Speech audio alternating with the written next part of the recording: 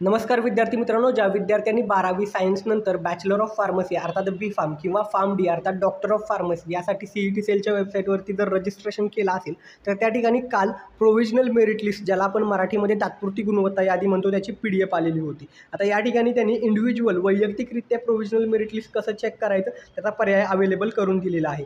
ही CET सेलची website आहे. या वेबसाईटवरती आल्यानंतर तुम्ही बघू शकता या ठिकाणी बाजूला 3 हॉरिझॉन्टल लाईन आहेत, त्याला आपण डॅशबोर्ड म्हणतो. त्याच्यावरती तुम्हाला यायचं आहे. डॅशबोर्डवरती क्लिक केल्यानंतर तुम्हाला काय करायचं आहे, डॅशबोर्डवरती क्लिक केल्यानंतर तुम्हाला रजिस्टर कॅन्डिडेट लॉग इन हा एक पर्याय दिसणार आहे. रजिस्टर कॅन्डिडेट लॉग इन करू शकता तुम्ही, किंवा या ठिकाणी डिरेक्टली बघू शकता इम्पॉर्टंट लिंकमध्ये चेक प्रोव्हिजनल मेरिट स्टेटस पर्याय दिसत आहे, त्याच्यावरती क्लिक करायचं आहे. त्याच्यावरती क्लिक केल्यानंतर इथे खाली बघू शकता या ठिकाणी तुमचा ॲप्लिकेशन ID जो आहे तो टाकायचा आहे आणि या ठिकाणी तुमची डेट ऑफ बर्थ आहे ती टाकायची आहे. ॲप्लिकेशन ID आणि डेट ऑफ बर्थ टाकल्यानंतर सबमिट करायचं आहे. तुम्हाला तुमचा प्रोव्हिजनल मेरिट स्टेटस जो काय आहे वैयक्तिक तो दिसणार आहे. आता यामध्ये फक्त काय चेक करायचं आहे, तुमचं नाव, मार्क्स, कास्ट, कॅटेगरी, जेंडर या सगळ्या गोष्टी बरोबर आहेत का चेक करायचं आहे. सगळ्या गोष्टी बरोबर असतील तर काहीही करायची आवश्यकता नाही आहे. फक्त फायनल मेरिट लिस्ट येईल आणि त्यानंतर तुम्हाला कॅपराऊंडसाठी ऑप्शन फॉर्म भरायचा आहे. अर्थात आता या प्रोव्हिजनल मेरिट लिस्टमध्ये तुमचं नाव, मार्क्स, कास्ट, कॅटेगरी, जेंडर किंवा कशामध्ये काही जरी चूक आढळले असेल तर त्या ठिकाणी तुम्ही ग्रीव्हियन्स टाकून तुमच्या फॉर्ममध्ये दुरुस्ती करून घेऊ शकता. 26 तारखेपासून ते 28 तारखेला सायंकाळी 5 वाजेपर्यंत तुम्ही ग्रीव्हियन्स टाकू शकता. अर्थात ग्रीव्हियन्सची टॅब अजून सुरू झालेली नाही आहे, ती आज दुपारपर्यंत कदाचित सुरू होऊ शकते. तुम्ही चेक करत राहा. डॅशबोर्डवरतीच सबमिट ग्रीव्हियन्स म्हणून पर्याय येणार आहे तुमच्या लॉग इनमध्ये.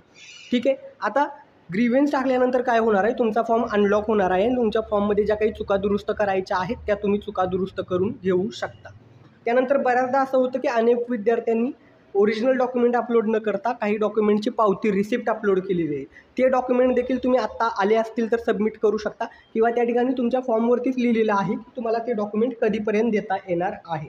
ठीक आहे. तर या ठिकाणी आता फक्त काय करायचं आहे, चेक प्रोव्हिजनल स्टेटसमध्ये तुमचं नाव, मार्क्स, कास्ट, कॅटेगरी सगळ्या गोष्टी बरोबर आहेत का चेक करा. ॲप्लिकेशन ID आणि डेट ऑफ बर्थ टाकून सगळ्या गोष्टी बरोबर असतील तर काहीही करायची आवश्यकता नाही. पण त्या ठिकाणी 10वीचे मार्क्स, 12वीचे मार्क्स या ठिकाणी काही जर चुका वाटत असतील तर ते तुम्ही दुरुस्त करून घेऊ शकता. त्यासाठी ग्रीव्हियन्स टाकायचं आहे. ग्रीव्हियन्सची टॅब अजून सुरू झालेली नाही आहे. लॉग इनमध्येच तुम्हाला डॅशबोर्डवरती सेंड ग्रीव्हियन्स म्हणून पर्याय येईल. तुम्ही ग्रीव्हियन्स सबमिट करायचा आहे. तुमचा फॉर्म अनलॉक होईल. त्यामध्ये चुका दुरुस्त करू शकता तुम्ही.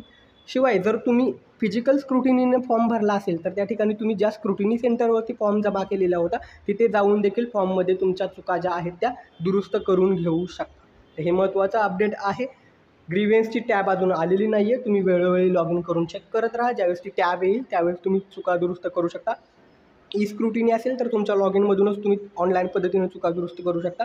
फिजिकल स्क्रुटिनी असेल तर त्या संबंधित FC सेंटर, फॅसिलिटी सेंटर किंवा ज्याला आपण स्क्रुटिनी सेंटर म्हणतो तिथं जाऊन तुम्हाला फॉर्ममधील चुका दुरुस्त करायच्या आहेत.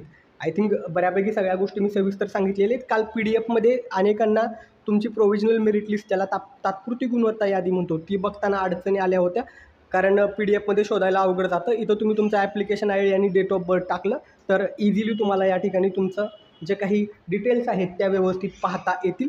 ग्रीव्हियन्स सबमिट कोणी करायचं आहे, ज्यांच्या फॉर्ममध्ये काही चुका झाल्या असतील, नाव, मार्क्स, कास्ट, कॅटेगरी किंवा काही डॉक्युमेंट जमा करायचे राहिले असतील ते आत्ता आल्यावर जमा करायचे असतील तर ग्रीव्हियन्स टाकायचं आहे. स्क्रुटिनी असेल तर ऑनलाईन पद्धतीने फॉर्म जमा करू शकता. फिजिकल स्क्रुटिनी असेल तर त्या स्क्रुटिनी सेंटरवरती जाऊन चुका दुरुस्त करायच्या आहेत.